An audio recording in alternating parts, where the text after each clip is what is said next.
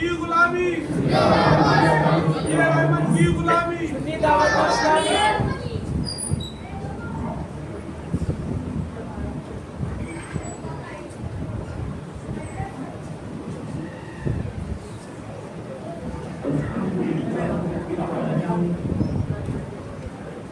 والعاقبة للمتقين والصلاة والسلام على سيد الأنبياء والمرسلين وعلى آله وأصحابه الطيبين الطاهرين أما بعد وأعوذ بالله من الشيطان الرجيم بسم الله الرحمن الرحيم ومن يعظم شعائر الله فإنها من تقوى القلوب صدق اللہ العظیم۔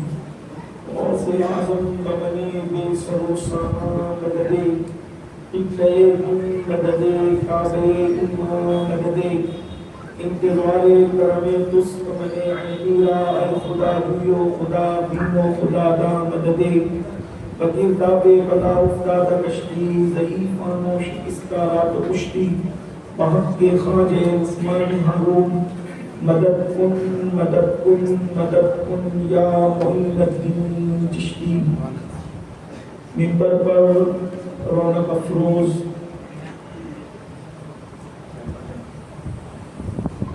ولی عہد آستان عالیہ سرکار بندہ نواز کی سدراز روزے خلد حضرت علامہ سید ید اللہ حسینی صاحب عرف نظام بابا مدثر قبل عالی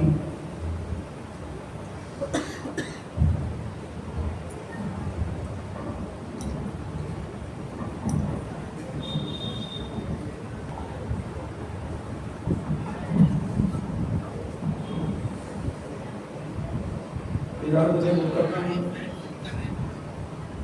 حضرت علامہ حسان فاروقی صاحب قبلہ نگران سنی دعوت اسلامی تلنگانہ و آندھرا مدثر العالی برادر ذی وقار نبیر حضور بندہ نواز حضرت علامہ سید کلیم اللہ حسینی صاحب مدثر العالی حضرت العلام مفتی سعید الرحمن صاحب و جمیع ذوی الاحترام ذوی الاحتشام عرش مقام سادات کرام علماء ذوی الاحترام حاضرین محفل پردہ نشین ماؤں اور بہنوں السلام علیکم ورحمۃ اللہ وبرکاتہ۔ انتہائی احترام و عقیدت کے ساتھ اپنے اور ساری کائنات کی مرکزی عقیدت ان سے بے قسم چارہ ساز درد نہیدہ ہم غریبوں کی غمگسار ہم فقیروں کی سرور شہریار ارم تاجدار حرم نوبہار شفاعت شب اسرا کی دولہا نوشے بزم جنت دانائے سبل مولائے کل ختم رسول خسرائے خوباں سیاہ لامکہ وجہ کل فقاں دل اللہ مقنون سر اللہ مخزون عالم ما کانا وما یکون آبو گلے انبیاء جانو دل اسفیاء مطلع ہر سعادت مقطع ہر سیادت خلاصہ کائنات فخر موجودات حضور مد مجتبی محمد مصطفیٰ ارواح معبودہ صلی اللہ تعالی علیہ وآلہ وصحبہ وبارک وسلم کی بارگاہ بے کس پناہ میں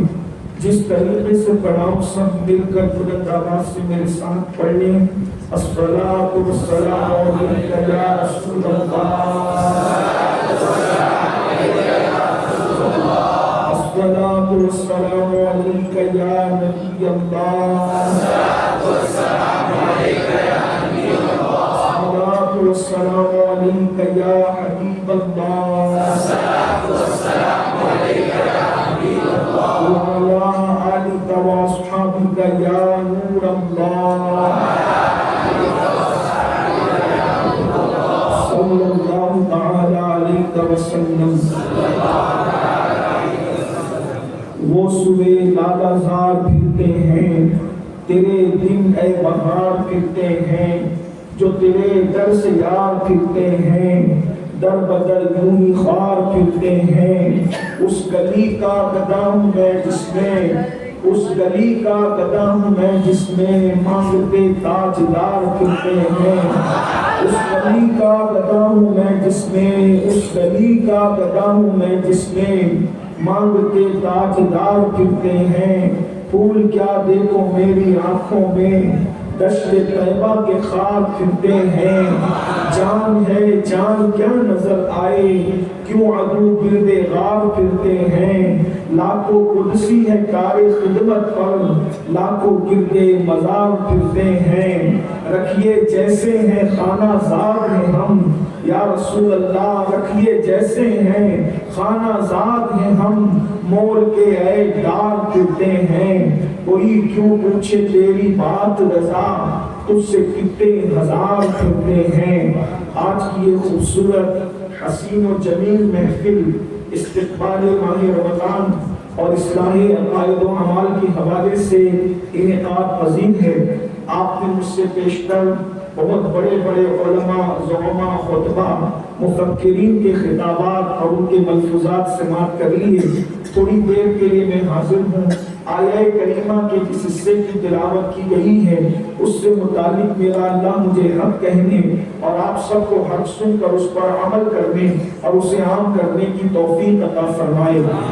آپ اور ہم اسلام کی جتنی عبادات کا جائزہ لیتے ہیں، چاہے وہ نماز ہو، چاہے وہ تلاوت ہو، چاہے وہ روزہ ہو، چاہے وہ حج ہو، چاہے وہ زکوٰۃ ہو، چاہے وہ صدقات ہو، چاہے وہ راتوں کا رونا ہو، چاہے سحرگاہی کے وقت جو ہے وہ آہ و بکا کرنا ہو، عبادتوں کا تسلسل ہو، حقوق اللہ کی ادائیگی ہو، حقوق العباد کی ادائیگی ہو، ہم جتنی عبادات کرتے ہیں اس کا مقصد صرف ایک ہے اور اسے حصول تقویٰ کہتے ہیں، تقوی کا حصول کہتے ہیں۔ اسی طرح انسان کو جب تقویٰ نصیب ہو جاتا ہے تو انسان اللہ کا دوست ہو جاتا ہے، اللہ کا مقرب ہو جاتا ہے۔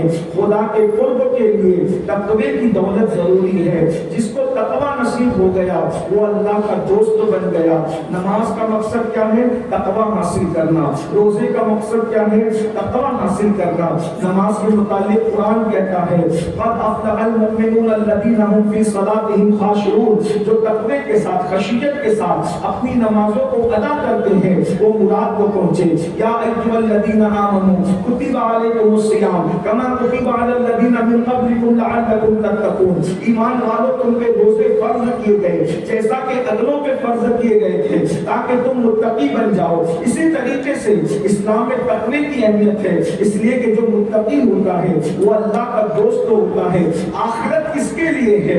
اگر آپ پھیلاتے جائیں یاد رکھنا آخرت میں نمازی پھنس سکتا ہے، آخرت میں روزے دار بھی پھنس سکتا ہے، آخرت میں زکوٰۃ دینے والا بھی پھنس سکتا ہے، آخرت میں اسی طریقے سے اللہ پر جتنی نیکیاں کرنے والے ہیں ان کے پھنسنے کے امکانات ہیں، مگر جو آخرت میں نہیں پھنسیں گے قرآن کہتا ہے والعاقبۃ للمتقین، آخرت تو متقیوں کے لیے ہے۔ لیکن تقوی کی بات آتی ہے تو تقوی کسے کہتے ہیں؟ کس طرح سے پتا چلے کہ تقوی کیا ہے؟ ماتھوں پر سجدوں کے نشان سے پتا نہیں کیا جا سکتا کہ یہ بندہ متقی ہے، سروں پر خوبصورت دستار کے ذریعے سے پتا نہیں کیا جا سکتا یہ بندہ متقی ہے، اسی طرح سے بھولے بھالے چہروں کو دیکھ کر کے پتا نہیں کیا جا سکتا یہ بندہ متقی ہے۔ نماز پڑھتے ہوئے کسی کو دیکھ کر کے یہ نہیں کہا جا سکتا حتمی طور پہ کہ یہ متقی ہے، اس لیے کہ قرآن کہہ رہا ہے فَوَيْلٌ لِّلْمُصَلِّينَ، اللہ اکبر، الَّذِينَ هُمْ عَنْ صَلَاتِهِمْ سَاهُونَ، اللہ پاک ارشاد فرماتا ہے فَوَيْلٌ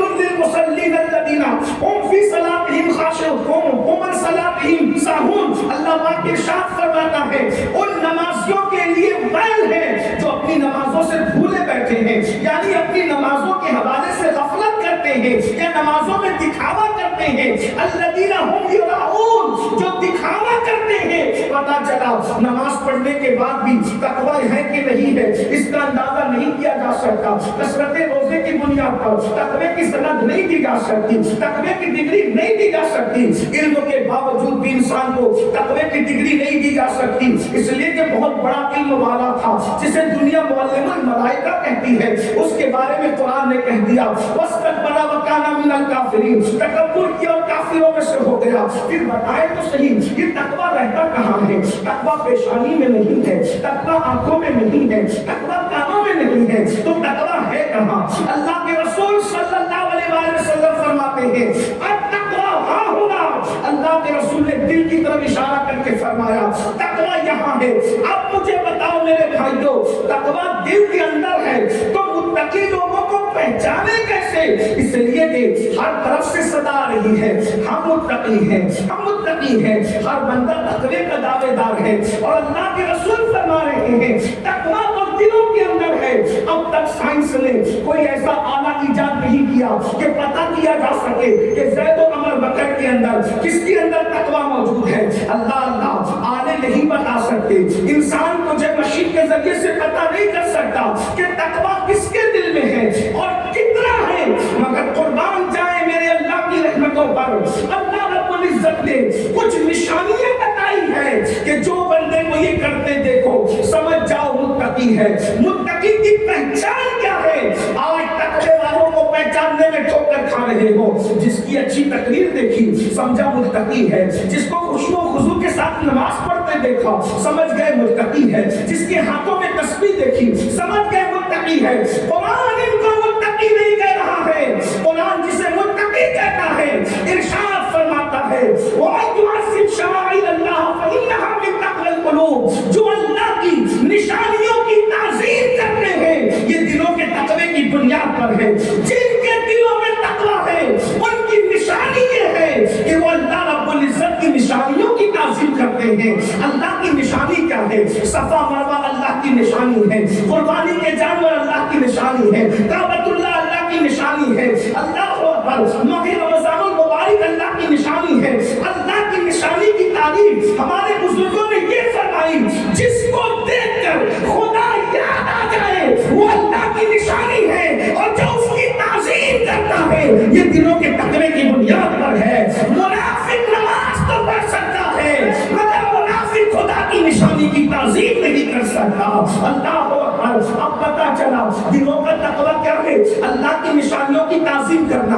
अब मैं आपके बारगाह में अर्ज़ करूं भाइयों बताओ सफा मरवा अल्लाह की निशानी है। कुरान कहता है इन्ना सफा वल मरवा मिन शआइरिल्लाह, अल्लाहु अकबर, सफा मरवा अल्लाह की निशानी है। तवज्जो करना है बात वालों, सफा मरवा अल्लाह की निशानी है। ये अल्लाह की निशानी क्यों है? पहाड़ होने की बुनियाद पर। अरे ये छोटी छोटी पहाड़ियां क्यों निशानी है? हिमालय क्यों निशानी नहीं है? सतपुड़ा क्यों निशानी नहीं है? ये तो बड़े बड़े पहाड़ है, आखिर सफा मरवा क्यों निशानी है?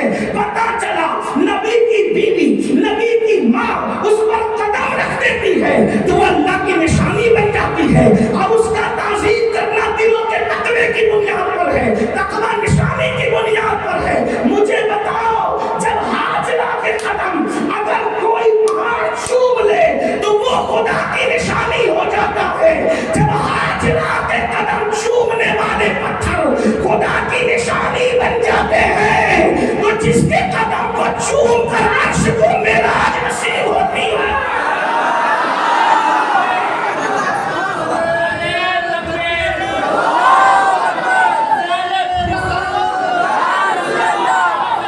जिसके कदम को चूम कर अर्श मुअल्ला बनता है वो रसूल की जात अल्लाह की कितनी बड़ी निशानी है। हुजूर की जात खुदा की कितनी बड़ी। जो जानवर खुदा की राह में कुर्बान करने के लिए जाए जब वो खुद खुदा की निशानी बन जाते हैं।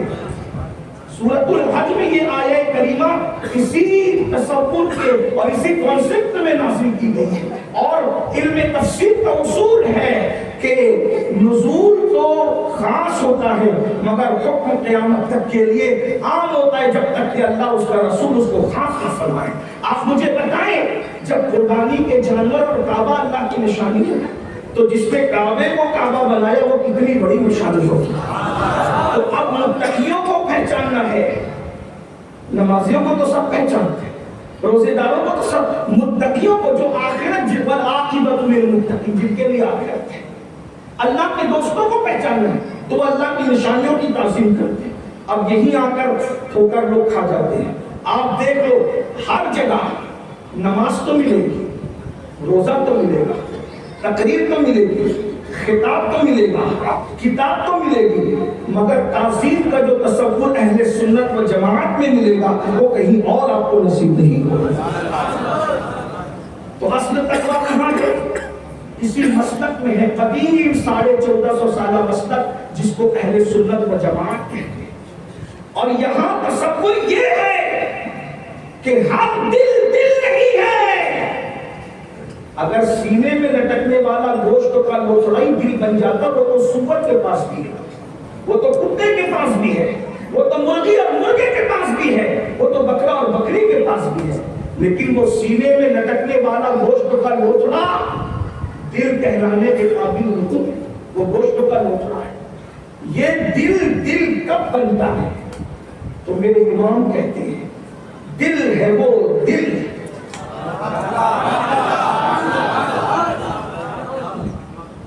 ہے وہ دل جو تیری یاد سے معمور رہا، اور سر ہے وہ سر جو تیرے قدموں پہ قربان رہا۔ جب تک اللہ کے رسول صلی اللہ علیہ وآلہ وسلم کی تعظیم نہ ہوگی اس وقت تک انسان متقی نہیں ہوگا، جب تک متقی نہیں ہوگا اس وقت تک وہ کامیاب نہیں ہو سکتا۔ آج ہر عبادت پر توجہ اور زور دیا جا رہا ہے، اللہ کی نشانی کا خیال نہیں کیا جا رہا۔ میرا عنوان یہ نہیں، میں جلدی سے اپنے عنوان کی طرف آنا چاہتا ہوں جو آپ نے دیا ہے۔ اللہ کی سب سے بڑی نشانی رسول اللہ کی ذات ہے، یہ ورنہ یہ نشانیوں کو بھی جو متعارف کرایا یہ اسی نشانی کے صدقے میں متعارف ہے، ورنہ ہوتے کہاں خلیل و بنا کعبہ و بنا، لولاک والے صاحبی سب تیرے گھر کی ہے۔ کعبہ کب ہوتا، حجر اسود کب ہوتا، صفا مروہ کب ہوتا؟ تو یاد رکھنا گفتگو کا کی تمہید آپ یاد رکھیں، حضور کی ذات اللہ کی سب سے بڑی نشانی۔ اب ایک بات یہ بھی یاد رکھیں، حضور اللہ کی نشانی ہے۔ اب یہ بھی آپ کو خیال ہونا چاہیے، جب حضرت حاجرہ کہ قدم چوم کر صفا مروہ اللہ کی نشانی بن گئے، توجہ آپ کی تاخیر تو بہت ہوئی، آپ نے اتنی تقریریں سنی ہیں کہ اب کسی اور تقریر کی اس کتاب کی ضرورت نہیں ہے، لیکن مہمان کو بلائے تو آپ کی مجبوری ہے، سننا تو آپ کو پڑے گا، لیکن آپ تھوڑی توجہ آپ فرمائیں۔ حاجرہ کے قدم کو جس نے چوم لیا، سیدہ حاجرہ کے قدم، دھیان دیجیے بہنوں کی بھی توجہ، سیدہ حاجرہ کے قدم کو پتھر چوم لے، وہ قیامت تک خدا کی نشانی بن جائے، تو جو صحابہ مصطفیٰ جان رحمت کے ہاتھ بھی چومے اور پیر بھی چومے وہ خدا کی نشانی کیوں نہیں ہو سکتا؟ حضور بھی اللہ کی نشانی، حضور کے اصحاب بھی اللہ کی نشانی۔ ارے جب قدم چومنے والے خدا کی نشانی بن سکتے ہیں تو جس سیدہ طیبہ طاہرہ عابدہ زاہدہ راکعہ ساجدہ نقیہ تقیہ زکیہ ام ابیہا عالمہ خیر معلمہ ملکہ فردوس بری ملکہ قیامت خاتون جنت خاتون قیامت ملکہ فردوس بری ام الحسنین سیدہ فاطمہ الزہرا، صرف ہاتھ پیر چومنے والی ہستی کا نام نہیں ہے۔ رسول اللہ فرماتے ہیں فاطمہ تو بنت منی، وہ میرے جگر کا ٹکڑا۔ سبحان اللہ، تکبیر، نعرہ رسالت، فضان اہل بیت۔ بیٹی ہونے کے اعتبار سے ہزاروں حاجرہ قسمت فاطمہ کو رشک کی نگاہ سے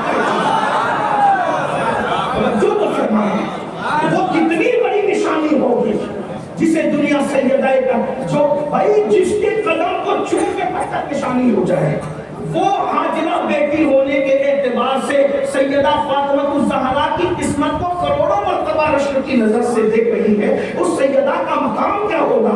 ہاتھ پیر چومنے والے خدا کی نشانی بن جاتے پتھر، تو جن بشر کو حسنین کریمین کو گود میں رسول اللہ نے کھلایا ہو وہ خدا کی کتنی بڑی نشانی ہوگی۔ جس مولائے کائنات کو حضور نے اپنے کندھے پہ بٹھایا ہو وہ خدا کی ہے. جس صدیق کے اندر کی گود میں سر رکھ کے سویا ہو وہ خدا کی کتنی بڑی نشانی ہوں گے. یہ سب اللہ کی نشانیاں ہیں. اب ذرا چیک کرو تو متقی لوگوں کی پول کھلے گی کہ کون متقی ہے. باتیں میں قرآن سے ہٹ کے بات نہیں کر رہا ہوں. یہ مت کہنا آپ حضرات کبھی کبھی لوگوں کی بات پہ نابالغ محققوں کی بات پر پھسل کر کہتے ہو کہ ان مولویوں کو تو لڑانے کے سوا کچھ نہیں آتا. میں نے کہا قرآن کو فرقان اسی لیے کہتے ہیں. لوگ کہتے ہیں ملاؤ ملاؤ ملاؤ. میں نے کہا قرآن کو فرقان کہتے ہیں. ملایا جائے گا جو ملانے کے قابل ہے وہی ملایا جائے. ملاوٹ ہمیشہ محبوب نہیں ہوتی. ملاوٹ کبھی کبھی مردود بھی ہوتی ہے. اگر دودھ سے دودھ کو ملایا تو محبوب ہے اور دودھ میں زہر کو ملایا تو مردود ہے. ملایا جائے گا. اللہ نے قرآن یہ آپ بھی بہت نیوٹرل بنتے ہیں. روشن خیالی ہے آپ کے اندر. یہ کیا روشن خیالی ہے؟ آپ لگے اس روشن خیالی کا مولانا ملانے کی بات کرو. میں نے کہا اللہ نے قرآن کا نام فرقان رکھا. قرآن بھی ہے اور فرقان بھی ہے. قرآن پڑھتے ہو توجہ نہیں دیتے. قرآن کو فرقان کیوں کہتے ہیں؟ پوچھو علماء سے مفتیان کرام سے. سیاسی نہ بنو مذہبی بنو. زہر اور دودھ کو ملانے کا کام سیاسی لیڈران کرتے سیاسی مجبوری کی بنیاد پر. مذہبی لوگوں کا کام سب کو ملانا نہیں ہے. قدرت نے جن کو ملانے کے لیے کہا انہیں کو ملانا سنت ہے اور جن کو فرق کرنے کے لیے کہہ دیا وہاں تفریق سنت الہیہ بھی ہے سنت مصطفیٰ بھی ہے. قرآن کو فرقان کیوں کہتے ہیں؟ جواب دو. جو منہاج الانبیاء پڑھے انہیں پتہ ہے فرقان کا مطلب ہوتا ہے فرق کرنے والا. قرآن آیا ہی یہ فرق کرنے کے لیے. جب تک قرآن نہیں آیا تھا ابو جہل جیسا جہنمی بھی اور ابو بکر جیسا جنتی بھی دونوں ایک ساتھ بیٹھ کر کے دوستیاں بچاتے تھے. جب تک قرآن نہیں آیا تھا اس وقت عمر ابن خطاب بھی اور عمر ابن ہشام بھی ماموں بھانجے کا رشتہ نبھاتے تھے. مگر جب قرآن آ گیا تو قرآن نے فرق کیا. ابو بکر کے رستے الگ ہیں, ابو جہل کے رستے الگ ہیں, ابو اعظم کا رستہ الگ ہے, عمر ابن ہشام کا رستہ الگ ہے. قرآن کو چھوڑ کر کے مسلمان بننے لگے ہو تو پھر تم جانو اور تمہارا کام جانو. اور اگر قرآن کو پکڑ کر متقی بننا چاہتے ہو تو قرآن کو فرقان ہے نا. تو فرقان کے ماننے والوں کو بھی فرق کرنا چاہیے. اب چیک کرو کہ کون متقی ہے. جس کے دل میں حضور کی تعظیم کا خیال ہے وہ متقی. اور یہ بھی یاد رکھنا کون کتنا بڑا متقی ہے تسبیح ہلانے سے پتہ نہیں چلے, تعظیم مصطفیٰ جان رحمت سے پتہ چلے. اور جو جتنی تعظیم میں آگے بڑھے گا اس کا تقویٰ اسی میں آپ پر ہوگا.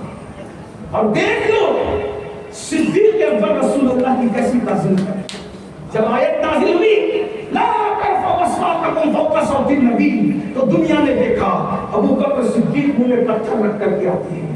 لوگوں نے پوچھا منہ میں پتھر رکھ کے کیوں آتے ہیں؟ کہا منہ میں پتھر اس لیے رکھ کر آتے ہیں بات نہیں کریں گے تو آواز ہی اونچی نہیں ہوگی, اور اگر بات کرنا بھی پڑی تو پتھر کی وجہ سے اونچی آواز نکلے گی ہی نہیں. جب اونچی آواز نکلے گی نہیں تو نیچی آواز نبی کے سامنے کرنا یہ تو دلوں کے تقوی کی نشانی ہے. جن کے دلوں کو اللہ نے چن لیا. تو میرے بھائیوں اولیاء بھی اللہ کی نشان, اولیاء بھی اللہ کی نشان. بھائی ولی جس میں 309 سال تک جا کر سو جائے. میں بھی قرآن سے بات کرتا ہوں. میں قرآن سے بھی سچی آیت کو میں ہاتھ نہیں لگا. ابھی میں فرید الدین عطار کی تذکرہ اولیاء کا حوالہ نہیں دے رہا ہوں. اگر آپ قرآن کی بات مانتے تو قرآن کہہ رہا ہے حضرت عیسیٰ علیہ السلام کی امت کے چند جوان اپنا ایمان بچانے کے لیے کسی غار میں سو جائیں تو وہ غار بھی اللہ کی نشانی ہے. توجہ, آپ شاید توجہ نہیں فرما رہے کہ مجھے کوئی مسئلہ نہیں ہے, لیکن اگر توجہ کریں گے تو بات میں بہت بڑی کہنے لگا ہوں. آپ کو بات سمجھ میں آئے گی. ہاں آپ کو سوالوں کے جوابات ملیں گے. یہ علم کی محفل ہے. مدرسے کے اندر جو ہے وہ جو اجلاس رکھا گیا اس کی محفل ہے. سنی دعوت اسلامی کے اجتماع کی محفل ہے. علماء و مشائخ کی محفل ہے. بڑے بڑے بزرگ یہاں پر موجود ہیں. ذرا غور کریں. اللہ اکبر قرآن کہہ رہا ہے نشانی کون اصحاب کہف. اللہ اکبر حضرت عیسیٰ علیہ السلام کی امت کے چند جوان اگر اپنا ایمان بچانے کے لیے 309 سال تک کے ایک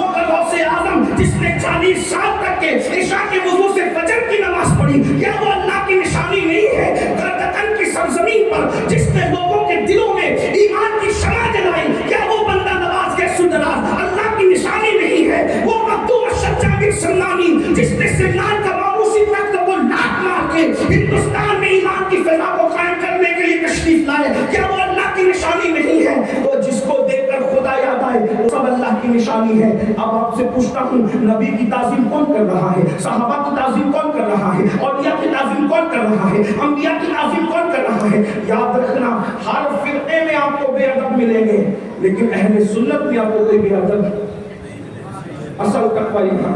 تو اللہ کی بہت ساری نشانیاں ہیں، اس میں سے اللہ کی نشانیوں میں سے ایک نشانی ہے ماہ رمضان المبارک۔ یہ اللہ کی نشانی، کیونکہ یہ جیسے ہی آتا ہے، میرا عنوان یہ ہے، میں یہی آپ کے کہتا ہوں، اگر کچھ اور ہوتا میں صحابہ اور اہل بیت اور انبیاء پہ بات کرتا، لیکن آپ نے استقبال ماہ رمضان کو آپ بھی متقی ہو سکتے ہیں اللہ کی نشانی کی تعظیم کرنے سے۔ ماہ رمضان اللہ کی نشانی کیوں ہے؟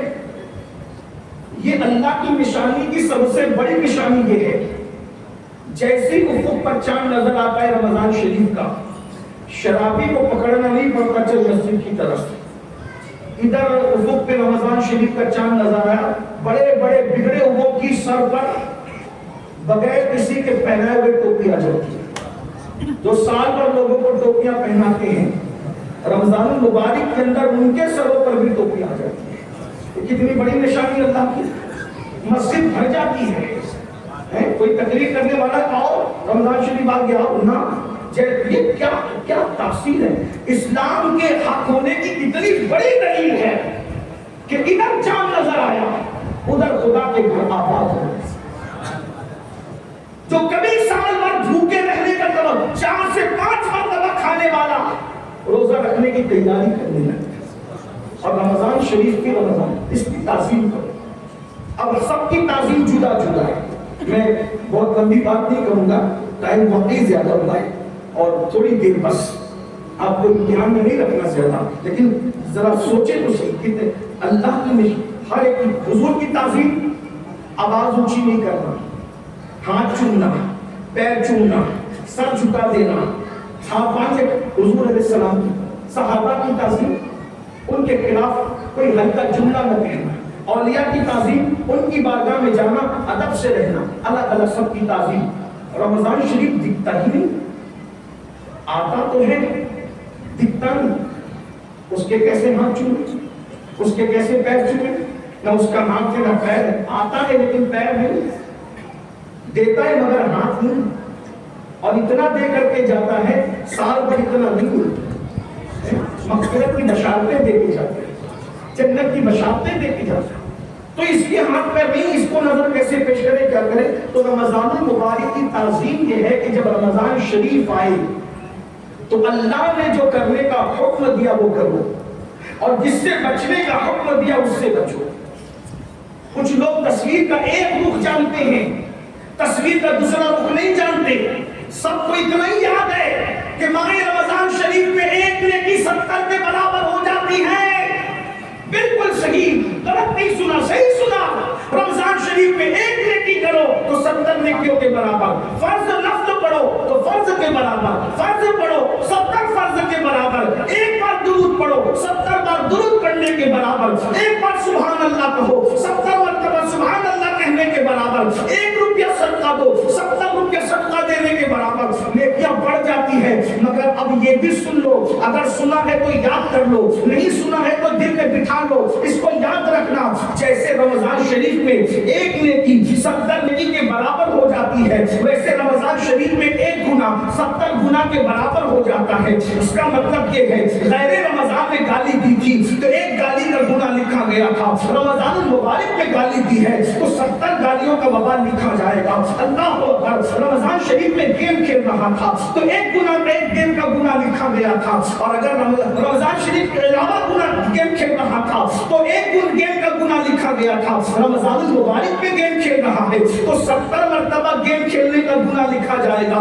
अब मैं पूछना चाहता हूँ, रमजान शरीफ जन्नती बनाने भी आता है और रमजान शरीफ जहन्नमी बनाने भी आता है, ये नसीब की बात है। अब मैं तुमसे पूछता हूँ, क्या रमजान शरीफ में जन्नती बनने के लिए तैयार हो या जहन्नमी बनने के लिए तैयार हो? अफसोस, जिन लोगों को माह रमजान की अहमियत थी उन लोगों की ज़बान से निकलता था। अल्लाह के रसूल सल्लल्लाहु अलैहि वसल्लम फरमाते हैं, अगर कोई रमजान मुबारक की अहमियत को जान ले, लोग तमन्ना करें काश पूरे साल को रमजान शरीफ बना दिया जाए, काश पूरा साल रमजान शरीफ रहे। कुछ लोगों को रमजान मुबारक आता है तो तकलीफ होती है, अब तो भूखे रहना पड़ेगा, अब तो खाना नहीं पड़ेगा, अब तो तरावी पढ़नी पड़ेगी। मेरे भाइयों याद रखना, अच्छी तरह याद रखना, पर्दे की होटलों में छुप छुप कर खाने वालों, घरों के अंदर छुप छुप कर खाने वालों, तुम मुल्ला साहब से छुप सकते हो, तुम अल्लाह रब्बुल इज्जत से नहीं छुप सकते। अल्लाह अकबर, हैरत की बात की है, लोग बहाने भी करते हैं, मौलाना बीमार है रोजा कैसे रखे? मेरे भाई, आज से 14.5 सदियां पहले रसूलुल्लाह ने फरमाया रोजा रखो और सेहतमंद हो जाओ। अल्लाह के हबीब ने 1450 साल पहले कहा था, आज सारे डॉक्टर चीख रहे हैं फास्टिंग करो सेहत मिलेगी, फास्टिंग करो सेहत मिलेगी। सारी दुनिया फास्टिंग के पीछे भाग रही है। अल्लाह के रसूल ने 1450 साल पहले रोजे की अहमियत को बताया था। और फिर रोजे का सवाब क्या है? अल्लाह राहत करो नेकी या जन्नत मिले, अल्लाह अकबर नमाज पढ़ो नेकी या जन्नत मिले, सदका दो नेकी या जन्नत मिले। लेकिन रोजा तेरी अज़मतों पे कुर्बान। मेरे आका फरमाते हैं, अल्लाह इरशाद फरमाता है हदीस कुदसी में, रोजा मेरे लिए है और मैं इसकी जज़ा हूं, यानी हर नेकी पर तुम्हें सवाब मिलेगा या जन्नत मिलेगी। रोजा रखने वालों को अल्लाह मिलेगा। फरमाया मैं ही उसकी जज़ा हूं। और मां फरमाते हैं, हदीस दूसरी जगह तशरीह करती है, रोजेदार को 2 खुशियां हैं, एक इफ्तार के वक्त, एक लिकाए रहमान के वक्त। यानी रोजादार जब रोजा इफ्तार करता है तो शरबत पीकर खुशी मिलती है, और जब वो जन्नत में जाएगा तो रोजेदारों को खुदा का दीदार कराया जाएगा। मुसलमानों क्या मजा आएगा, जिसके महबूब के हुस्न का ये आलम है, उसको बनाने वाले खुदा के हुस्न का आलम क्या होगा। जितने इतना खूबसूरत महबूब बनाया, जिसके हाथों का बना हुआ इतना बेमिसाल है कि मुख चंद्र बदर शाशानी है, मत चमके नाक नुरानी है, गली जुल्फ पे अख मस्तानी है, महमूद की मत पड़िया सुभान अल्लाह मा अजमल कामा अहसन कितने अली कितने तेरी समा मुस्ताक के कितनी जारिया। वो कमाल हुस्न हुजूर है, वो कमाल नक्श जहां नहीं, वो कमाल हुस्न हुजूर है कि कमाल नक्श जहां नहीं। यही फूल खार से दूर है, यही शम्मा है कि धुआं नहीं। उसके दस्ते कुदरत का बना हुआ इतना बेमिसाल है कि जिसने सबको बना दिया तो उसके बनाने वाले के हुस्न जमाल का हाल क्या होगा। आका फरमाते हैं, साहबा ने पूछा हुजूर हम अपने अल्लाह को देखेंगे? कहा देखोगे। कहा कैसे देखेंगे? कहा जैसे तुम चांद देखते हो वैसे तुम खुदा का वजह मुनीर देखोगे। मगर कौन देखेगा? रोजा रखना। कुछ लोग क्या करते हैं, पहला रोजा रखते हैं, 26वां रखते हैं और उसके बाद ऐसा नहीं। रमजान मुबारक के तमाम रोजे चांद दिखने से लेके चांद दिखने तक रोजे पूरे करो। एक रोजा रमजान शरीफ का अगर छूट गया, पूरी जिंदगी रोजे में गुजार दो, उस रोजे की फजीलत को नहीं पा सकते।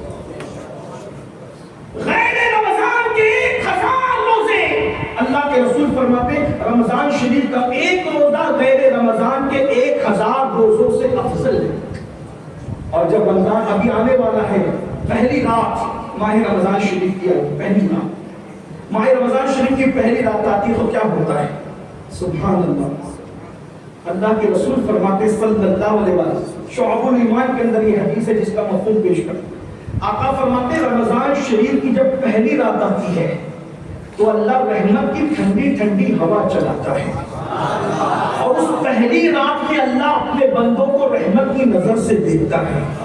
जिस पर भी रहमत की नजर पड़ जाती है अल्लाह उसको जन्नती करार देता है। लेकिन उस रात अल्लाह की निगाह रहमत की परवाह नहीं लोगों, ہیں؟ اس رات کو ہم پلان کر رہے ہوتے کہ رمضان شریف کیسے گزارے. رسول اللہ اور صحابہ رمضان شریف کیسے گزارتے تھے پتہ ہے؟ صحابہ کرام رمضان شریف کا چاند دکھنے سے پہلے بستر باندھ کے رکھ دیتے تھے، سونا نہیں، صرف عبادت کی عبادت کرنا ہے. اللہ کے رسول صحابہ سے کہتے تھے کمر کس لو، کیونکہ اب مواسات کا مہینہ آنے والا ہے، عبادت کا موسم بہار آنے والا ہے، نیکیوں کا مہینہ آنے والا ہے، جس کا پہلا اشرا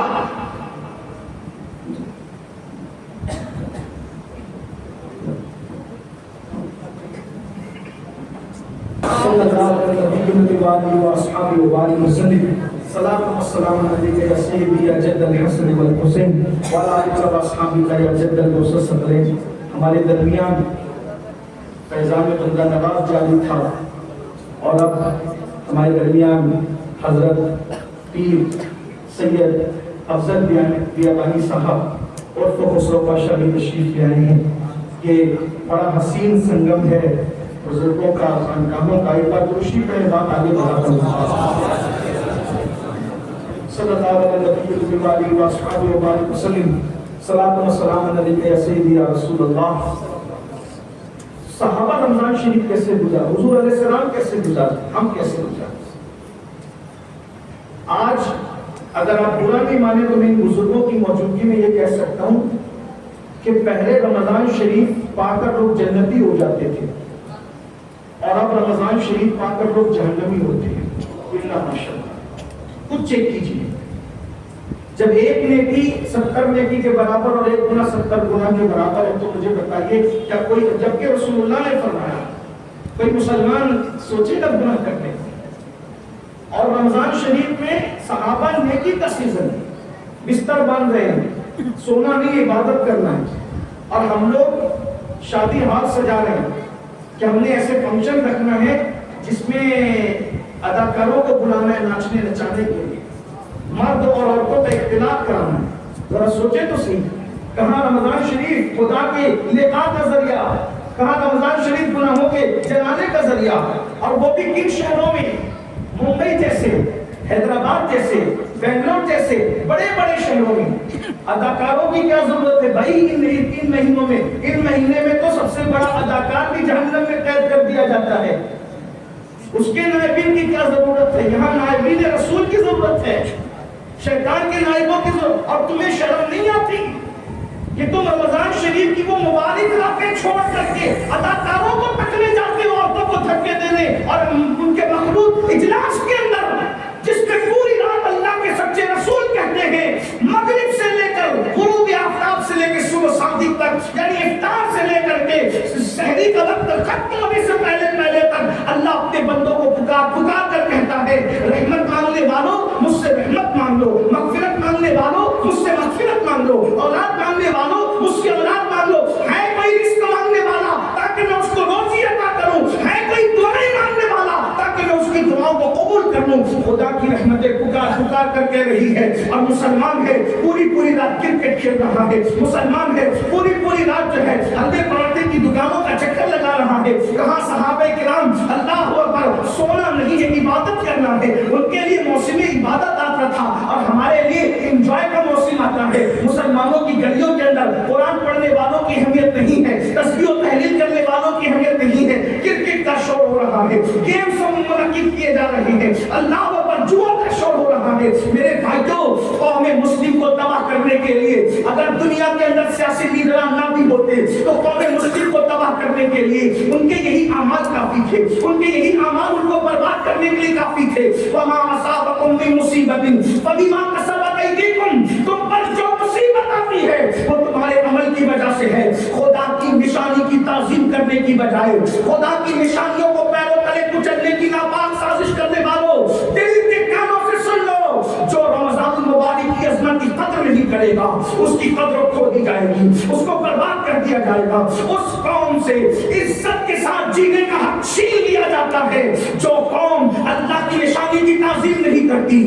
حضرت صالح علیہ السلام کی اٹھنی جو خدا کی نشانی بن کر آئی تھی اس کی بے ادبی اور توقیر نہیں کی گئی تو 70,000 قوم صالح کے اللہ اکبر لوگوں کو قتل بند کر دیا گیا. ذرا سوچو, سونے کی اونٹنی کی توہین کرنے والے, اللہ کی اس نشانی کی تعظیم نہ کرنے والے, 70,000 پر قدرت نے اپنے قہر کی تلوار چلا دی. آج کہتے ہو دنیا میں ہم پہ تلواریں کیوں چل رہی ہے, ہمارے گھروں پہ بلڈوزر کیوں چل رہے ہیں, ہماری بیٹیوں کو رشتے کیوں نہیں آتے.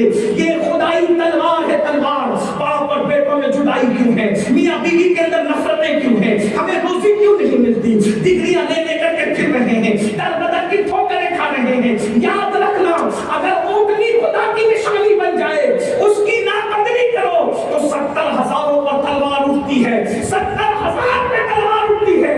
جو ماہ رمضان کی توقیر نہ کرے, رمضان شریف کو کس کھانے میں رکھ دیا ہے, وہ ماہ رمضان المبارک جس کے بارے میں اللہ کے رسول صلی اللہ علیہ وسلم فرماتے ہیں, جس دن رمضان المبارک کی اہمیت پتہ چل جائے تم تمنا کرو گے کاش کے پورے سال کو رمضان کر دیا جاتا. حضرت سیدہ عائشہ صدیقہ فرماتی ہے, رمضان شریف میں حضور بہت خوش رہتے تھے, بہت خوش رہتے تھے. حضور بہت سخی تھے, یوں بھی بہت سخی تھے, لیکن رمضان شریف میں حضور کی سخاوت دریا کی مانند ہوا کرتی تھی. جتنے قیدی ہوتے تھے سب کو آزاد کر دیتے تھے. اللہ کے رسول سوتے نہیں تھے مگر بہت کم اور زیادہ تر وقت عبادت میں گزارتے تھے, تلاوت میں گزارتے تھے. حضرت جبریل علیہ السلام آتے تھے رسول اللہ کے ساتھ قرآن کا دور کرنے کے لیے. میرے آقا آخری عشرے میں اعتکاف کیا کرتے تھے. آؤ اپنے آپ کے سامنے ایک روایت پڑھتا ہوں اور اسی پر اپنی بات کی تکمیل کرتا ہوں. دھیان سے سننا. علامہ صفوری رحمۃ اللہ تعالی علیہ اس روایت میں اس حدیث کو لکھتے ہیں. اللہ کے پیارے حبیب مصطفیٰ جان رحمت صلی اللہ علیہ وسلم فرماتے ہیں, رمضان شریف میں ہر عمل کا نیکی کا اجر کتنا بڑھ جاتا ہے, ذرا غور کریں. آج آپ لوگ واعظ کی محفل میں آئے ہو, آج علماء واعظ و نصیحت کر رہے ہیں, اللہ کی یاد دلا رہے ہیں, اللہ کے رسول کی یاد دلا رہے ہیں, آخرت کی یاد دلا رہے ہیں, باتیں حق کہہ رہے ہیں. اس کو واعظ کی محفل کہتے ہیں. ہر جلسہ محفل واعظ نہیں. واعظ کی محفل کس کو کہتے ہیں, جس میں اللہ کی یاد دی جائے, جس میں سیاسی بات کی جائے, جس میں لطیفہ گوئی کی جائے, جس میں شعر شاعری کی جائے, جس میں غزل حزل پڑھی جائے. وہ جلسہ تو ہے, محفل واعظ ہے. اب میں محفل واعظ کی فضیلت بیان کروں. عام دنوں میں اگر کوئی محفل واعظ میں یعنی اللہ رسول کی محفل میں آئے, اس کو 1000 رکعت پڑھنے کا ثواب عطا کیا جائے. اگر سب مل کے بھی بولے تو کوئی حرج نہیں, یہ بولنا چاہیے, اتنی بڑی بات. کسی کو بس نہیں, 1000 مریضوں کی عیادت کرنے کا اس کو ثواب عطا کیا جاتا ہے.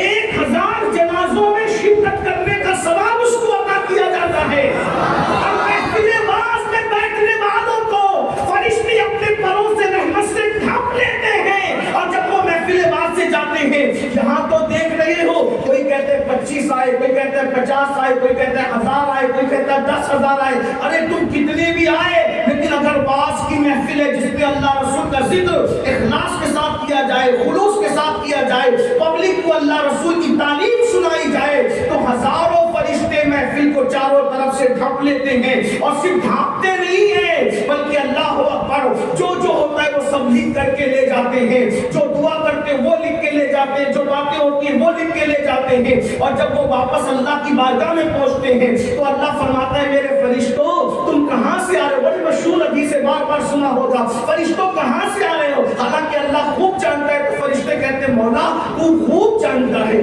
مولا تو خوب جانتا ہے کہاں سے آ رہے. حالانکہ یہاں اللہ پوچھ رہے کہاں سے آ رہے, لیکن ملا برابر کہتا ہے کہ اللہ خوب جانتا ہے.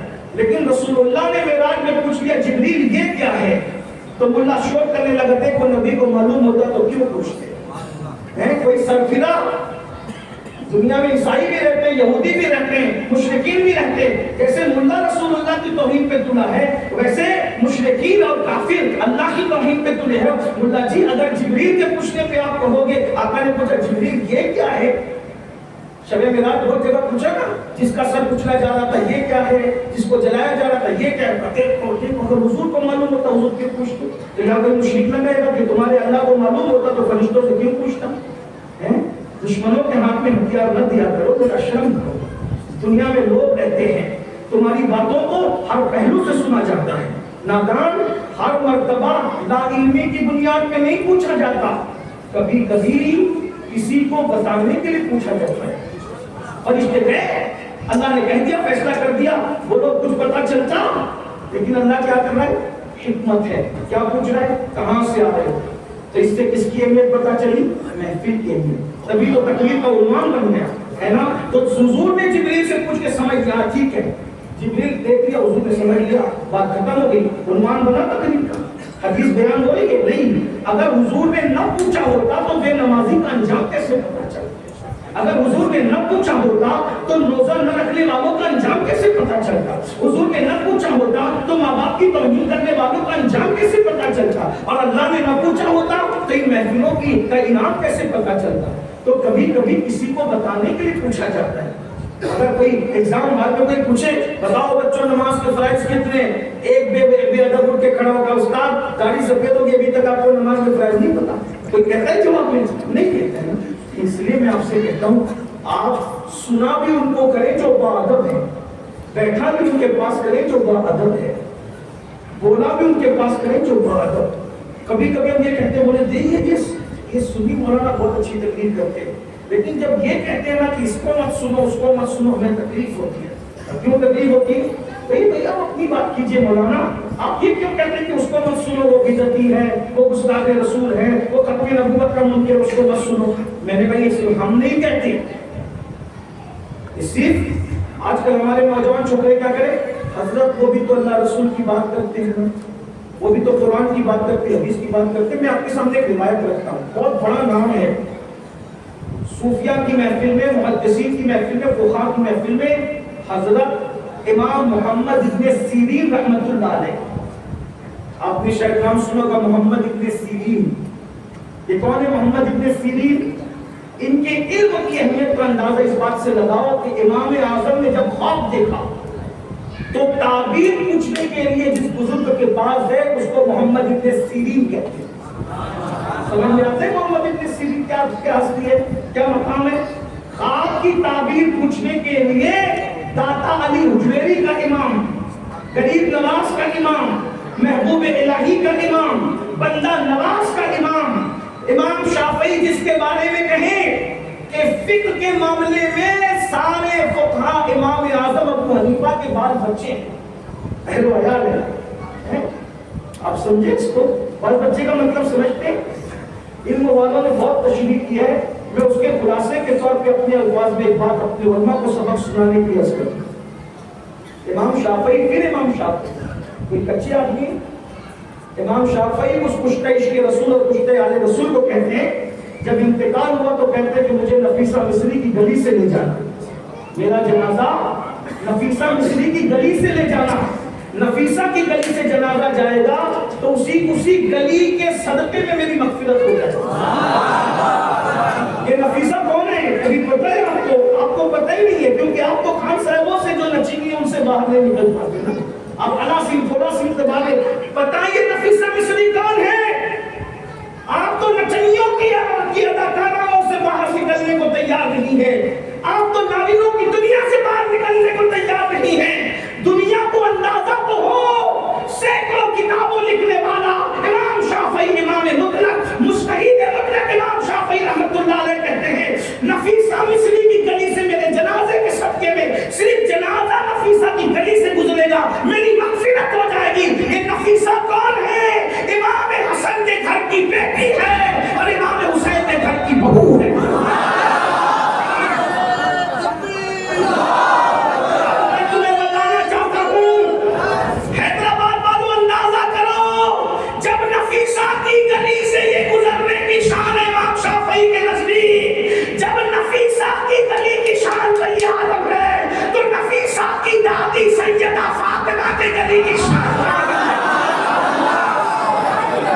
لوگ کہتے ہیں یہ بچے لوگ اہل بیت کو بہت اوپر اڑا رہے ہیں، میں نے کہا وہ اوپر اڑانے کی بات نہیں، وہ اتنے اوپر ہے،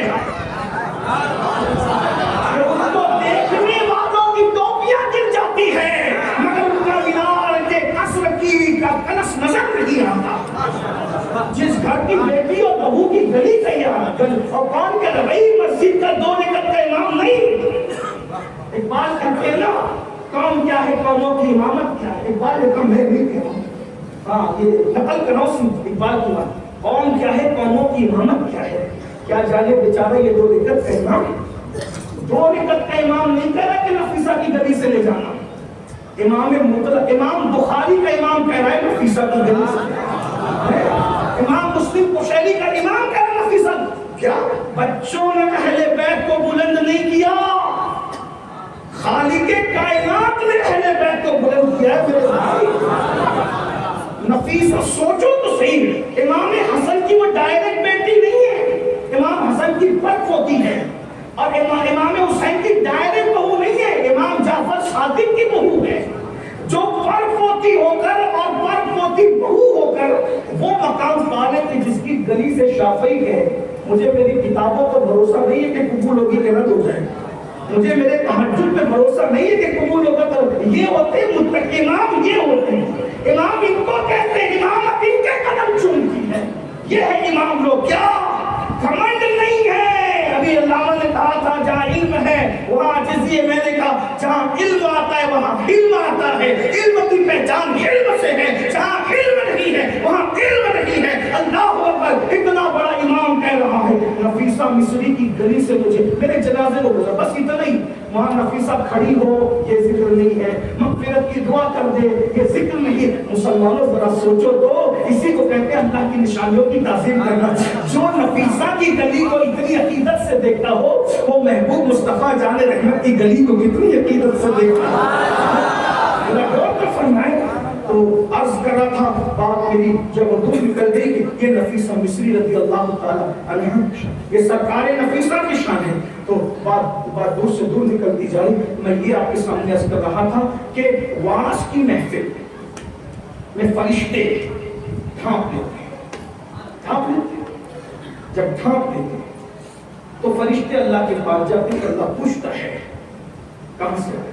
یہاں بات چلی تھی اور پھر اس میں بات آ گئی تھی کہ ہر مقرر کو، ہر وائس کو، ہر اسکالر کو نہیں سننا چاہیے.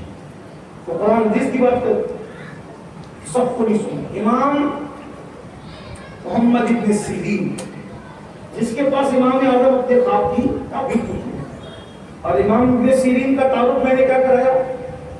امام اعظم جس کے پاس جائیں خواب کی تعبیر. اور امام اعظم کیا؟ امام شافعی کہتے ہیں کہ فقہ میں اسلام کا سب سے افضل ترین علم فقہ ہے.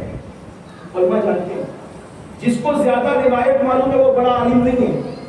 جس کو زیادہ فقہی مسائل پر عبور حاصل ہے وہ بڑا عالم ہے. عالم فقہی علم سے انسان بنتا ہے. صرف نحو یہ سب جو پڑھتے ہیں نا وہ عربی عبارتوں کو سمجھنے کے لیے، وہاں تک پہنچنے کے لیے. امام اعظم کی کیا شان بیان کی شافعی نے؟ سارے لوگ فقہ میں امام اعظم کے بال بچے اہل و عیال آپ نے سنا ہوگا. میں بال بچے کہہ رہا ہوں میں یہی چونکہ میں تھوڑا دیہاتی آدمی ہوں تو دیہاتی لہجے میں بات کرتا ہوں تاکہ چھوٹے بچے بھی سنے تو ان کو بھی سمجھ آئے. کیا ہے بولو بھائی؟ بال بچے. اب ان لوگوں کو سمجھ آنا چاہیے جو قاضی شوکانی اور ابن تیمیہ کا کلمہ پڑھتے ہیں ان کو سمجھ آنی چاہیے. جو امام اعظم غنی اور بارے کہتے ہیں ان کو تو صرف 21 حدیث یاد تھی. کیا 21 حدیث؟ میں نے کہا ان کے مقلدینوں نے ہزاروں حدیثوں کو سنا دیا ہے. ہاں. اور امام اعظم کے 4000 استاد تھے. کتنے؟ 4000 استاد. آج پلین اور ٹرین کے دور میں لوگ 4 لوگوں سے نہیں پڑھتے. انہوں نے پیدل اور کھچر اور گھوڑوں کے سفر میں 4000 استاد. یہ کون؟ امام اعظم کے 4000. اور 4000 استاد میں صرف 2 ناموں کا پتہ چلے گا. اس میں سے ایک امام محمد باقر ہے اور ایک امام محمد جعفر صادق ہے. اب کیا سمجھتے ہو؟ اب بتاؤ مسجد کا امام جب اتنا پڑھاتا ہے تو جسے دنیا امام باقر کہتے ہیں. باقر کا مطلب معلوم ہے؟ چیر پھاڑ کرنے والا. تو چیر پھاڑ کرنے والوں کو کیوں کہتے ہیں؟ اس لیے کہتے ہیں کہ کوئی مسئلہ کوئی بھڑک دے تو اس کے اتنے باریک پرزے کر کے سمجھا دیتے ہیں. لوگ کہتے ہیں انہوں نے مسئلے کو چیر پھاڑ کر کے رکھتے ہیں اس لیے ان کو امام باقر کہتے ہیں. یہ بھی آپ کو بھی پتہ ہوتا ہے کیونکہ ہم جانتے نہیں ہیں کیونکہ ہم تو آگے نکل نہیں گے. ہم گلی کے ننگے دھرنگے پیروں سے آگے نکلنا نہیں چاہتے ہیں. ان کی طرف کون آئے؟ بری بات لگے تو تھوڑا معاف کرنا، میں جذبات میں نہیں کہہ رہا ہوں، یہ میرے دل کی آواز ہے. ہم تو وہیں رک کے رہتے تھے، ہمیں تو اپنے پیر کے سوا کوئی دکھتا ہی نہیں ہے، بلا ہمیں اپنا پیر پتا. اور یہ جو پیروں کے پیر ہے ان کے بارے میں آپ کو کچھ پتہ ہی نہیں. گہبند شاہ ہر شہر کے اندر ہے. گہبند شاہ اس بزرگ کو کہتے ہیں جس کا کوئی نام پتہ نہیں چلتا تو لوگ اس کا نام رکھ دیتے گہبند شاہ. گہبند شاہ کی کرامتیں بڑھ بڑھ کے پڑیں گے، اور جن کی کرامتوں پر پوری امت جو وہ تسلسل کے ساتھ قائم ہے ان کا ذکر نہیں ہے. یہی ہو گیا کیوں؟ سب کا ذکر کرو لیکن یہ وہ لوگ نا امام اعظم کے امام ہیں، اور امام اعظم ان کی کتنی تعظیم کرتے آپ کو نہیں پتا. امام اعظم کی وفات نہیں ہوئی ہے، بات نکل آئی تو اس لوگ کہتے ہیں امام اعظم کی وفات نہیں، امام اعظم کی شہادت ہوئی ہے. اور شہادت کا سبب کیا ہے؟ امام اعظم ابو حنیفہ کہتے تھے کہ اگر کوئی زید ابن علی کا ساتھ دے گا تو اللہ تبارک و تعالیٰ اس کو بدر و احد میں شرکت کرنے کا ثواب عطا کرے گا. اس دشمنی پر بادشاہ نے پہلے قید کیا، قید کرنے کے بعد زہر دیا، اور آئین بیت کی محبت میں جس نے زہر کا جام پیا ہے اس شہید محبت کو دنیا امام اعظم ابو حنیفہ کہتی ہے. ادھر ہو میرے بھائی، دوبارہ بات دور نکل گئی. امام اعظم کے 4000 استاد تھے، اگر ایک استاد سے حدیث بھی پڑھی تو کم سے کم 4000 حدیثیں، لیکن 4000 نہیں. امام بخاری جو ہے نا، امام بخاری کون ہے؟ امام بخاری کے دادا استاد عبداللہ ابن مبارک یہ امام اعظم کی جوتیاں سیدھی کرتے تھے. تو جس کا دادا استاد امام اعظم کا شاگرد ہو، جب دادا استاد اتنی صلاحیت والا ہے تو دادا استاد کے استاد کو امام اعظم کہتے ہیں. لیکن تعصب ہے تو میں یہ کر رہا تھا. امام شافعی نے کہا کہ فقہ میں سب بال بچے ہیں. بال بچوں کا مطلب کیا ہوتا ہے؟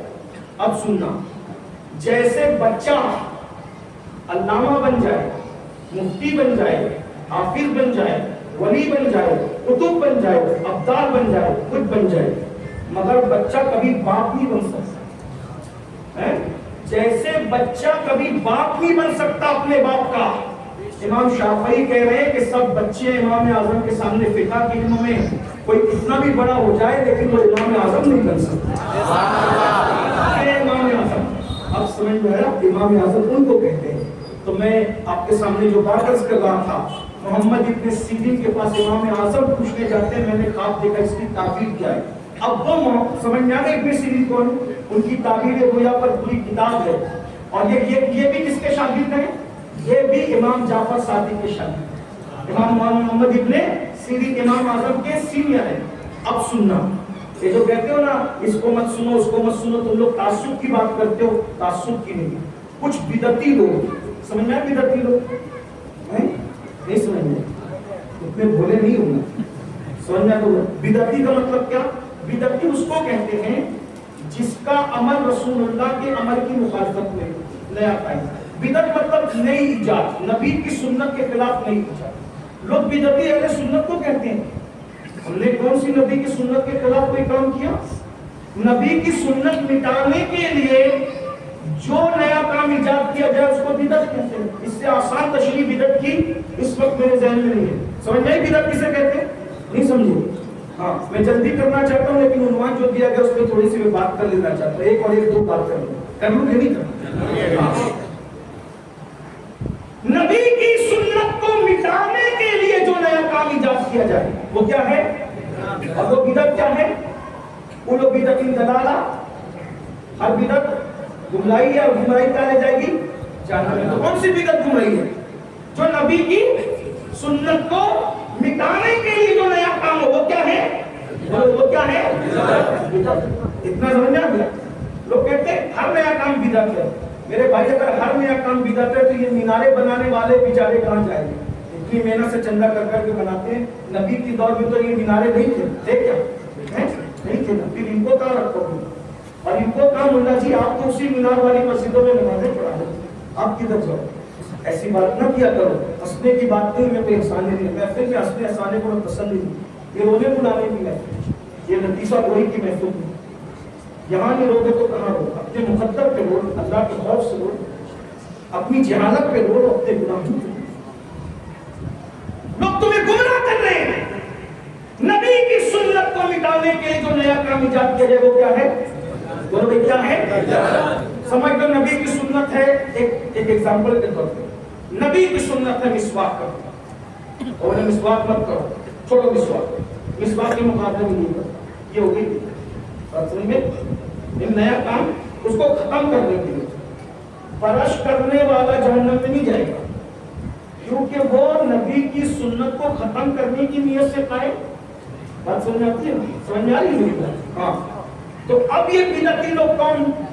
اب اس کو سمجھو، اس دنیا میں بدعتی کون ہے؟ نام نہیں لوں گا کیونکہ لوگ اتنی قیمتی نہیں ہیں کہ میں اپنے نبی کی محفل میں ان کا نام لے کے ان کی تشہیر کروں، ضرورت پڑے گی تو کچھ نام بتا بھی دوں گا، مگر اتنے قیمتی لوگ نہیں ہیں۔ 1857 کے بعد انگریزوں کی میز سے جو پیدا ہوئے ہیں وہ نوزائیدہ جماعتوں کی بات، انہوں نے کیا بدعت قائم کی؟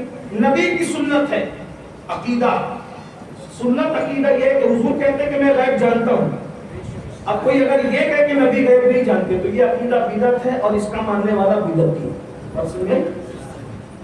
ہاں۔ اب آپ کہیں گے نبی نے کہا کہ میں غیب جانتا ہوں، میں نے کہا مسجد نبی میں بیٹھ کر جنگ موتا کے سارے حالات بیان کر دیے، یہ تو نہیں کہ بخاری میں ہے، حضرت حذیفہ کے باپ کا نام بتایا، ماں کے پیٹ میں حمل کس کا نطفہ ہے حضور نے یہ تک بتایا، تو حضور تو غیب جانتے ہیں، تو یہ عقیدہ نبی کا، یہ عقیدہ صحابہ کا۔ اب اس عقیدے کو مٹانے کے لیے جو نیا عقیدہ قائم کیا جائے گا، کوئی کرے، عبداللہ کرے، عبد الرحمن کرے، عبدالستار کرے، کوئی کرے، وہ کیا ہے؟ نبی کا عقیدہ ہے کہ نبی حاضر و ناظر ہے۔ حاضر و ناظر مطلب نبی علم اور مشاہدے کی بنیاد پر سب کائنات کو دیکھ رہے،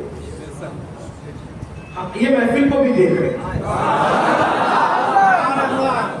اگر نبی سب کو نہیں دیکھ رہے تو السلام علیکم یا ایھا النبی، یہ دنیا کی تمام مسجدوں میں کس کو سلام دیں؟ جو سلام سن ہی نہیں رہا ہو، بولو سونے والے کو سلام کر سکتے؟ کبھی دیکھا؟ کیوں سن نہیں رہا ہے؟ بات ہے کہ نہیں؟ مطلب جو سو رہا ہو اس کو سلام نہیں کر سکتے، جو مر جائے السلام علیکم عبدالستار بھائی کوئی جنازے میں جا کے کہتا ہے کہ کیسے ہو، خیریت سے ہو، کوئی کہتا ہے؟ نہیں کہتا نا، مر گیا وہ، اس کو سلام مرنے والے۔ اس اعتبار سے جیسے عام آج بندہ سنتا ہے وہ السلام علیکم یا اہل القبور و فلسفہ الگ ہے، ابھی اس کو چھیڑیں گے اور ٹائم جائے گا، لیکن بات سنیے، کوئی پتھر کو کہتا ہے پتھر بھائی السلام علیکم کہتا ہے؟ نہیں کہتا نا۔ کس کو کہا کیا جاتا ہے؟ سننے والا، زندہ جاگنے والا، اسے کیا جاتا ہے۔ بولے مرغا تو جاگ بھی رہا ہے، زندہ بھی السلام علیکم مرغا بھائی، وہ سلام کو سمجھتا نہیں ہے، اس لیے اس کو سلام نہیں کر سکتے، تو سلام اس کو کیا جاتا ہے جو زندہ بھی ہو، جاگ بھی رہا ہو، اور اس کے بعد سمجھ بھی رہا ہو، بھئی جاگ رہا ہے، زندہ ہے، سمجھ رہا ہے۔ تو ابھی علامہ عثمان صاحب شاید یہاں نہیں ہے، پتہ نہیں کہیں چلے گئے، گھر پہ چلے گئے، السلام علیکم عثمان بھائی، بولے پاگل ہوا مانے گاؤں سے آیا ہے، اگر عثمان بھائی یہاں ہے نہیں، بھائی ہے زندہ، سمجھتے بھی ہیں، جاگ بھی رہے ہیں، لیکن حاضر نہیں ہے نا، تو سن تو ان کو بھی سلام نہیں کرے، حاضر بھی ہو، سن بھی رہا ہو، زندہ بھی ہو، جاگ بھی رہا ہو۔ اب ساتوں بر اعظموں میں ہر نماز میں التحیہ میں کہا جاتا ہے السلام علیکم ایھا نبی زندہ ہیں، جاگ رہے ہیں، سلام سن رہے ہیں، اور امام غزالی تو احیاء العلوم میں لکھتے ہیں کہ جب السلام علیکم ایھا النبی، تو دل میں تصور جمع کہ نبی تمہارے قریب ہے، تمہارے پاس موجود ہے، تمہارا سلام سن رہے ہیں، سلام کو سن کر جواب بھی عطا فرما رہے ہیں۔ اندازہ فرمائے ذرا، یہ حضور علیہ السلام کی تو نبی حاضر و ناظر ہیں، یہ بھی عقیدہ بڑا مضبوط ہے، اس پہ بہت دلائل ہیں، لیکن میں اس پہ دلیل پہ بات نہیں کرتا، آپ کبھی بیٹھے میرے پاس میں آپ کو عرض کر دوں گا۔ تو نبی کا عقیدہ نبی حاضر و ناظر ہے، صحابہ کا عقیدہ نبی حاضر و ناظر۔ اب اگر کوئی کہے نبی حاضر و ناظر نہیں ہے تو وہ کیا ہے؟ بولو کیا ہے؟ بدعتی۔ کیا ہے وہ؟ آپ سمجھ میں آئے بدعتی؟ نام لے لیتا تو اتنی محنت نہیں کرتی، لیکن نام لیتا تو دشمن خوش ہوتا کہ میری تشہیر امین القادری کا۔ ابھی آپ اتنے بڑے نہیں کہ میں آپ کی تشہیر کرنے کے لیے حیدرآباد تک کا سفر، میں تو تشہیر اپنے آقاؤں کی کرنے، اللہ نواز کی، محبوب الہی کی، مخدوم سیدنا کی، صحابہ کی، اہل بیت کی، کیونکہ میری زندگی یہی ہے، میری بندگی قبول ہو جائے نا تو کا پارو جو پیا کو بائے اختر، وہ سبحانہ راگ ہے جس سے ناخوش ہے پیا وہ راگنی اچھی نہیں۔ اب بدعتی سمجھ میں نبی کے عمل کو مٹانے کے لیے جو نیا عمل شروع کیا جائے وہ کون ہے؟ چاہے عمل ہو چاہے عقیدہ ہو، سمجھ میں آتا ہے؟ ہاں، کچھ بدعتی لوگ محمد ابن سیرین کے پاس آئے، آگے کہنے لگے ہم آپ کو حدیث سنانا، امام سیرین کو کہے حدیث سنانا چاہتے ہیں۔ امام سیرین نے کہا میں تم سے نہیں سننا چاہتا، کیا حدیث؟ یہاں تک لانے کے لیے اتنی محنت کرنی ہے؟ امام سیرین کہتے میں تم سے حدیث نہیں سننا چاہتا، جاؤ۔ کہیں اتنی سی، انہوں نے کہا اتنی چھوٹی سی بات سن لیں۔ امام سیرین نے کہا اتنی بھی تم سے نہیں سننا۔ کون ہے؟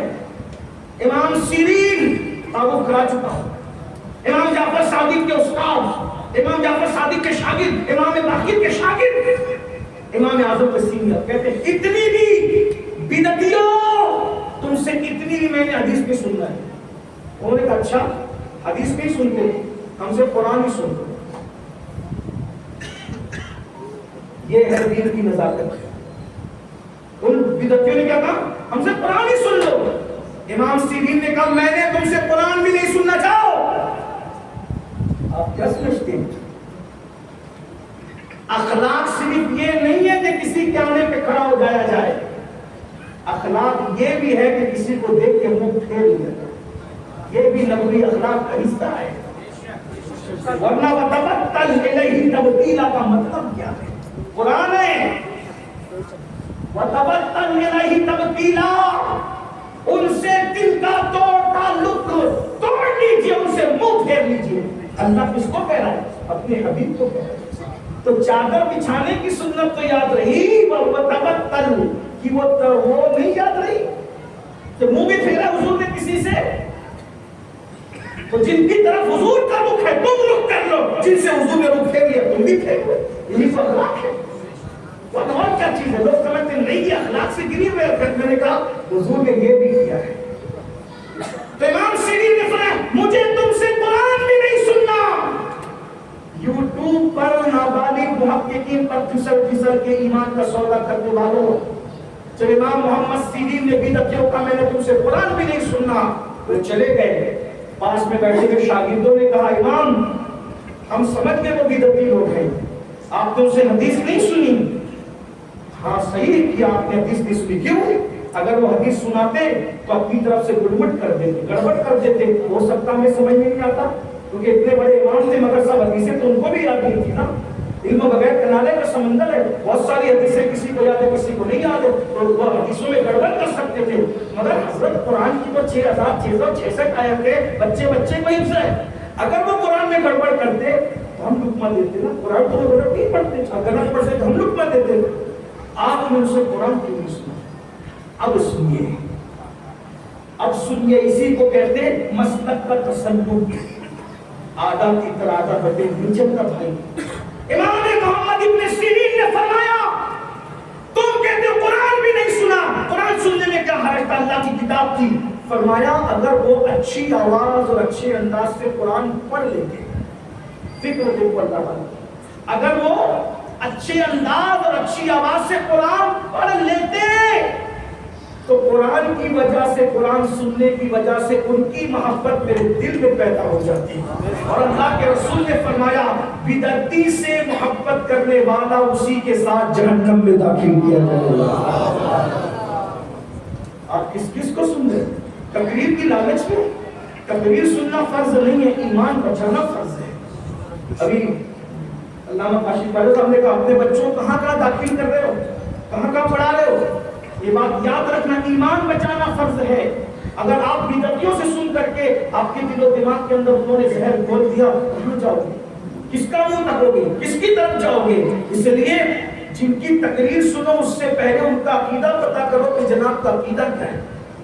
صحابہ کے خلاف ہلکے جملے تو نہیں کہتا ہے، اہل بیت کے خلاف ہلکے جملے تو نہیں کہتا ہے، رسول اللہ کے خلاف ہلکے جملے تو نہیں کہتا ہے، آدھا تیتر آدھا بٹیر والی بات تو نہیں کرتا ہے۔ جو بالکل دو ٹوک اپنے اسلاف کے نقش قدم پر چلتا ہو انہی کو سنیے، تو اس سے کیا ہوگا؟ اب آپ ایسوں کی واز کی محفل میں جاتے ہیں تو اب سنیے، وہ واز کی محفل کی شان کیا؟ اسی میں بات ہو رہی تھی 1000 نفل کے برابر، 1000 جنازوں میں شرکت کے برابر، 1000 مریضوں کی عیادت کے برابر اللہ ثواب دیتا ہے. اور اس محفل کو فرشتے اللہ کی بارگاہ پہنچتے تو اللہ کہتا ہے کہاں سے آ رہے؟ وہ کہتے ہیں مولا تو بہتر جانتا ہے، تم نے تو بھیجا تو واز کی محفل سے آ رہے. اللہ فرماتا ہے کیا وہ اس واز کی محفل ہے؟ کہا اللہ وہ جنت کا سوال کر رہے تھے. اللہ فرماتا ہے انہوں نے جنت کو دیکھا ہے؟ مولا نہیں دیکھا. اگر دیکھ لے تو مولا اور سوال ہے. اور کیا ہو رہا تھا؟ مولا وہ جہنم کی آگ سے پناہ مانگ رہے تھے. جہنم کو دیکھا نہیں، اگر دیکھ لے تو مولا وہ اور جہاں زیادہ ڈرے، ان کا خوف اور ہو. اور کیا کہہ رہے تھے؟ مرادیں مانگ رہے تھے. انہوں نے مجھے دیکھا نہ، اگر دیکھ لے تو مولا پھر وہ مرادوں کے معاملے میں اور حریص ہو جائیں. اللہ فرماتا ہے جاؤ، میں نے ان پر جنت کو لازم کر دیا، انہیں جہنم سے بچا دیا، اور انہوں نے جو جو مرادیں مانگی میں نے ان سب کو مرادیں عطا کر دی ہیں. اور محفل میں بیٹھنے والا ہر بندے کو میں نے بخش دیا. یہ عام دن کی محفل واز کی برکت ہے. تو فرشتے کہتے مولا وہ جو بیٹھے تھے وہ تو بیٹھے تھے، لیکن ایک بندہ ایسا بھی تھا جو راستے سے اپنے کام سے جا رہا تھا، اور اس نے محفل کو دیکھ کے وہ کھڑے ہو گیا تھے. بہت سارے بچے سے ہوتے ہیں. اللہ فرماتا ہے اگر وہ کھڑے ہو گیا تھا، ان کے قریب کھڑے ہونے والوں کو میں محروم نہیں رکھتا، جاؤ میں نے اس کو بھی بخشا. یہ عام دنوں کی محفل واز ہے، لیکن محفل واز ہونا چاہیے. اب رمضان شریف میں جو محفل واز ہے اس کی شان سے رمضان شریف میں ثواب کیسے بڑھا دیا جاتا ہے؟ میں نے علامہ صفوری کا نام پڑھ کے سنا دیا. اب اس حدیث پہ بات پوری ہوتی ہے. رمضان شریف میں ہو سکے تو درس سنی علماء کے درس قرآن میں بیٹھ جاؤ، محفل میں شرکت کرو. آقا ارشاد فرماتے ہیں رمضان المبارک میں جو محفل واز میں شرکت کرتا ہے ہر قدم پر اللہ اس کو 1 سال کی عبادت کا ثواب عطا فرماتا ہے. جارے و بائٹ سے جتنے قدم ہے، جارے و کار سے جتنے قدم ہے، ہر قدم پر 1 سال کی عبادت کا ثواب. اسی پہ بس